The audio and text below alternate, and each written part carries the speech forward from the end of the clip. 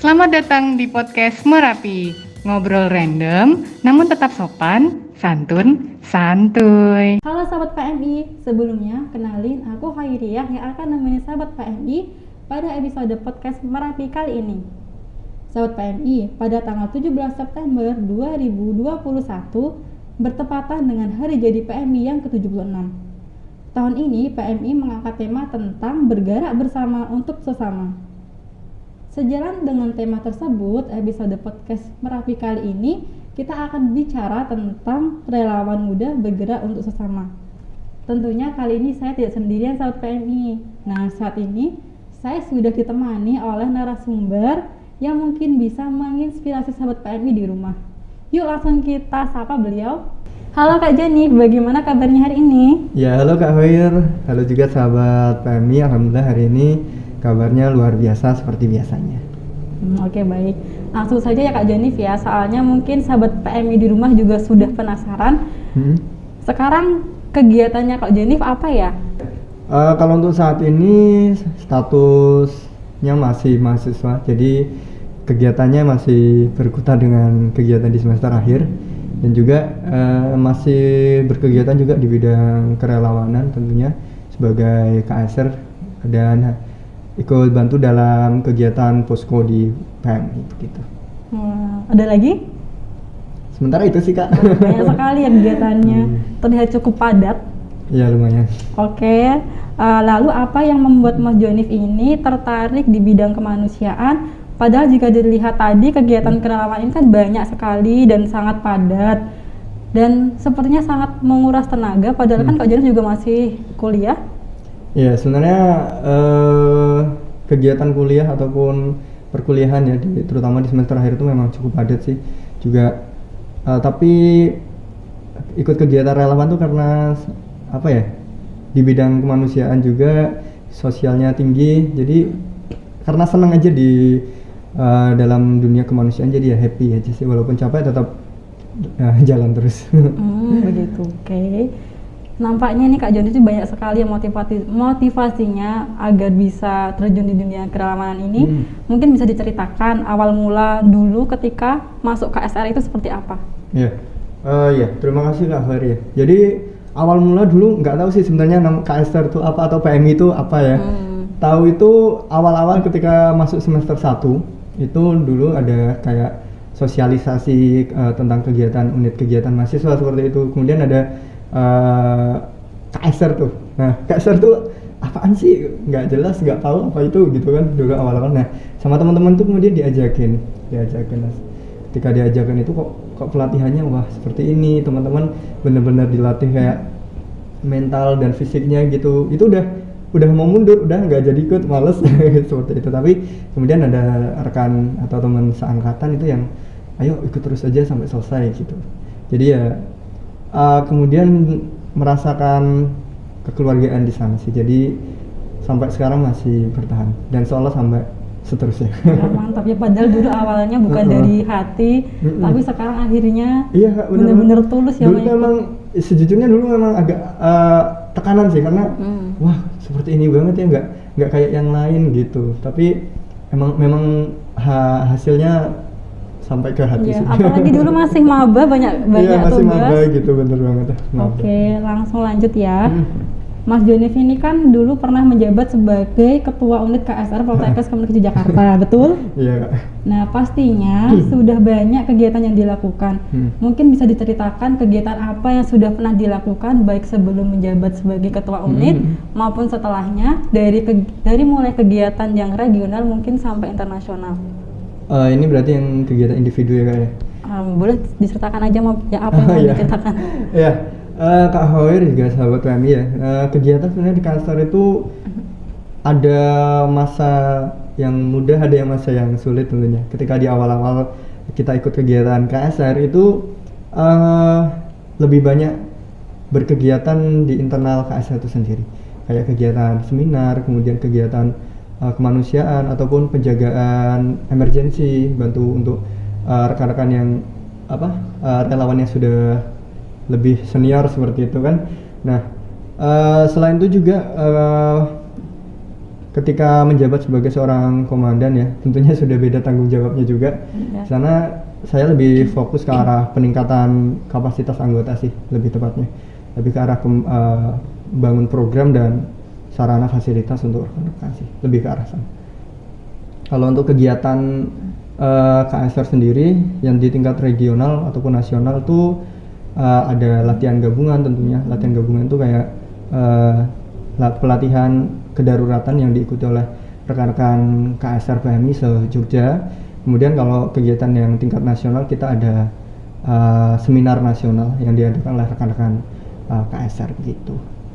Kalau untuk mungkin ada kegiatan individu yang Mas Jonif lakukan? Iya Kak Fir, kalau untuk kegiatan individu sih alhamdulillah beberapa kali ya kita diberikan kepercayaan untuk ikut kegiatan di tingkat nasional ataupun di tingkat internasional.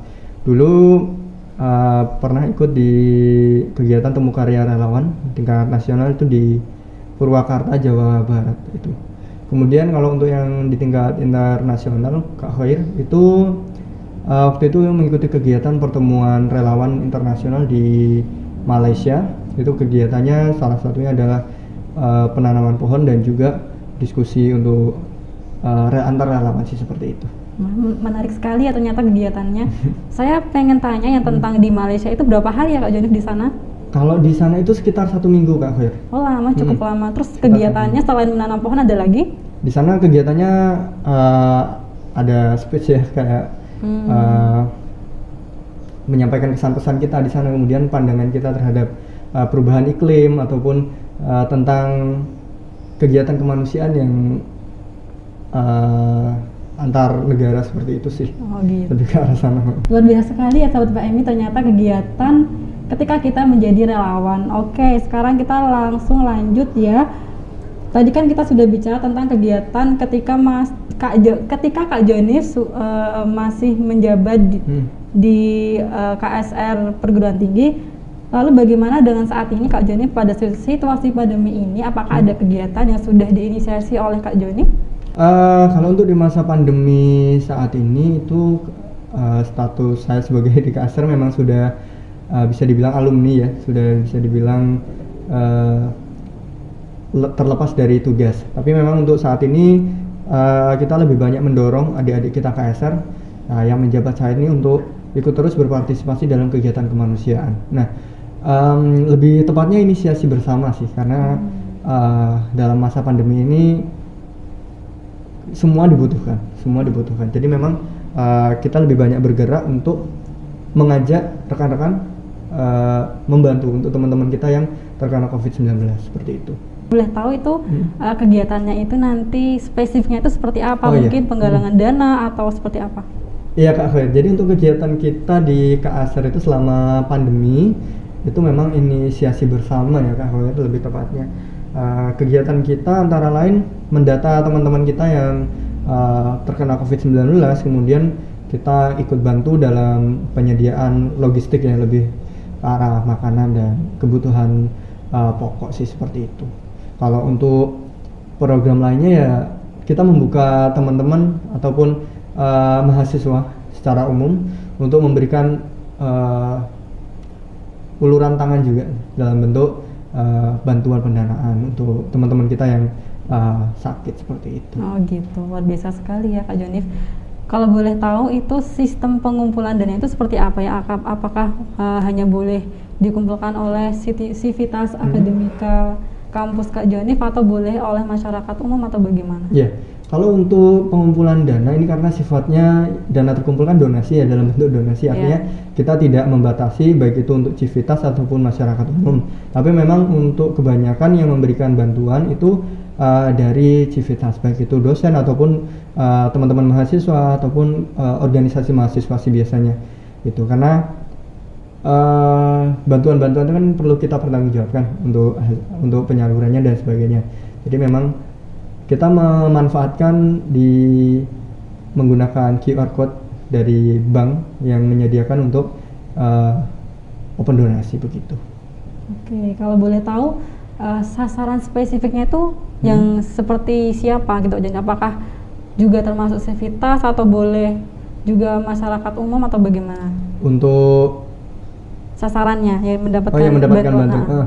Kalau untuk saat ini memang bantuan kita lebih dikhususkan atau lebih spesifik kepada Civitas ya, Civitas dan keluarganya, karena mengingat sumber daya manusia kita juga memang terbatas, tapi kita berusaha untuk memaksimalkan apa yang ada.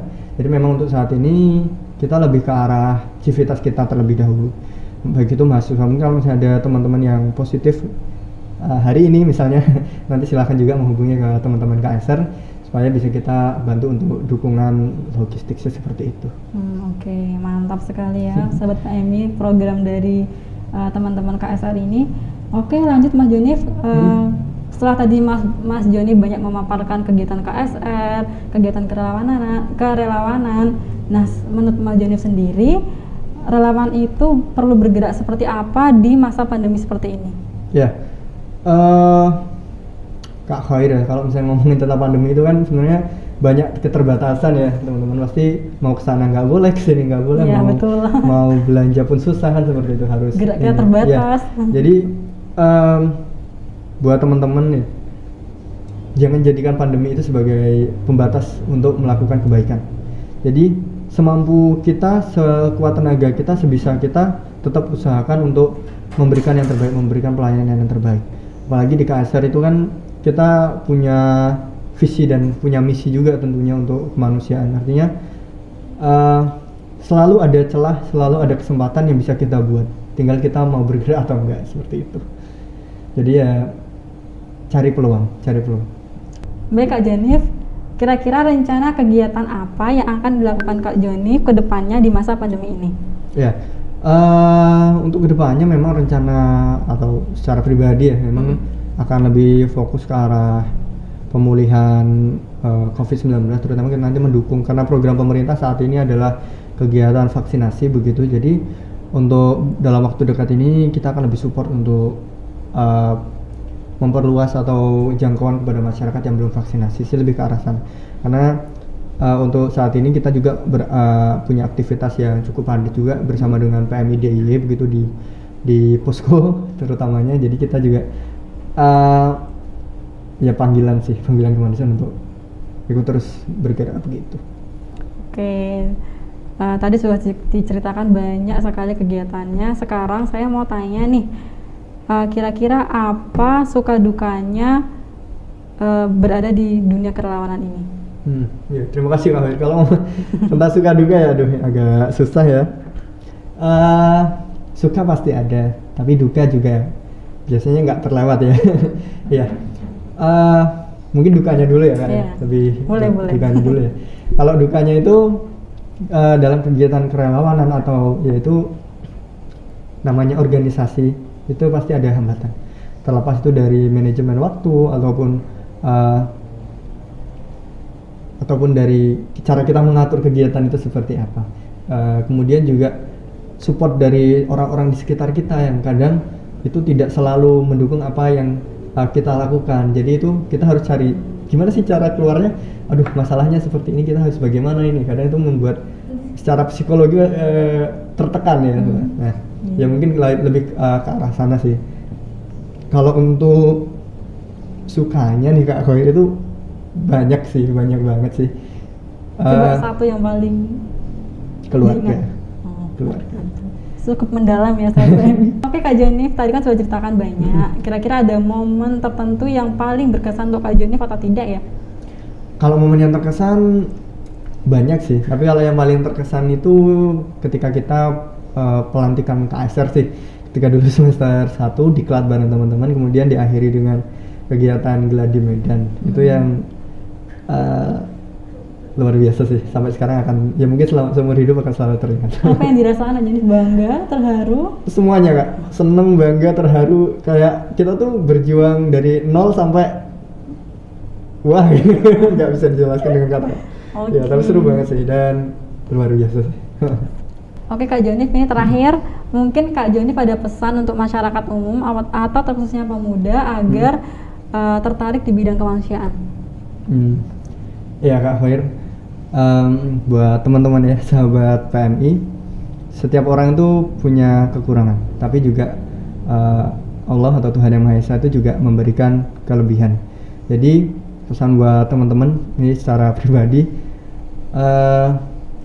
tidak semua orang itu bisa memberikan manfaat, tapi orang yang memberi manfaat itu bisa berasal dari mana saja.